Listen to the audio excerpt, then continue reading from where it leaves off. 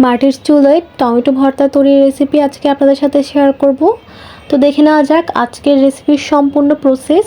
শুরুতে আমি মাটির চুলোতে একটি কড়াই বসিয়ে দিয়েছি। কড়াইতে দিয়ে দিয়েছি পরিমাণ মতো সরিষা তেল। তেলে দিয়ে দিয়েছি আমি শুকনো লঙ্কা পরিমাণ মতো। ভালো মতো নেড়েচেড়ে তুলে নিলাম।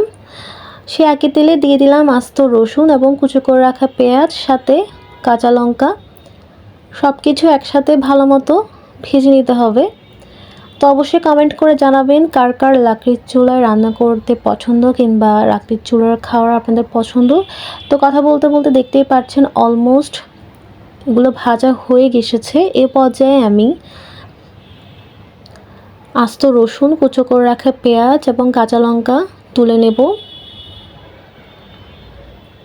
সে একই পাত্রে আমি দিয়ে দেব পরিমাণ মতো টমেটো।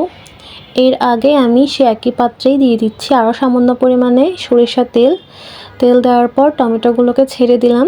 টমেটোগুলোকে আমি এপিট ওপিট উল্টে ভালো মতো ভেজে নেব যাতে সফট হয়ে যায়। দেখতেই পাচ্ছেন অলমোস্ট সফট হয়ে এসেছে। এ পর্যায়ে আমি টমেটোটাকেও তুলে নেব।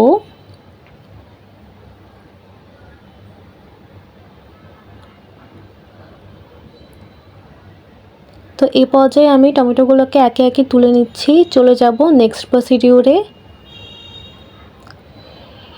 এই পর্যায়ে ভেজে রাখা শুকনো লঙ্কা, রসুন, পেঁয়াজ, কাঁচা লঙ্কা সবগুলোকে আমি একটা বাটনিতে নিয়ে নিচ্ছি। ভালো মতো এগুলোকে আমি ম্যাশ করে নেব। এর আগে আমি টমেটোর ছিলকাটাকে ফেলে নিচ্ছি এবং টমেটোগুলোকে সরিয়ে নিচ্ছি। তো আমি ভালো মতো সব কিছু একসাথে ম্যাশ করে নেব।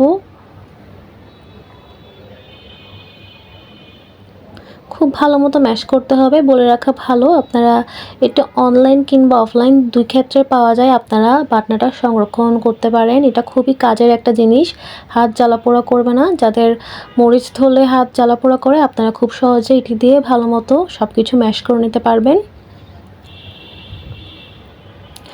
তো সব কিছু মশলাগুলো ম্যাশ করে নেওয়ার পর আমি টমেটোটাকে অ্যাড করে দিলাম। দিয়ে দিচ্ছি স্বাদ মতো লবণ। সব কিছু আবারও ভালো মতো ম্যাশ করে নেওয়া হচ্ছে। তো শেষ পর্যায়ে আমি অ্যাড করছি কুচো করে রাখা ধনিয়া পাতা। ধনিয়া পাতা দেওয়ার পর আমি আলতো করে এটাকে একটু নেড়েচেড়ে নিলাম। তো রেডি হয়ে গেল চটজলদি মাটির চুলায় টমেটো ভর্তার রেসিপি। সাদা ভাতের সাথে অসাধারণ লাগে খেতে।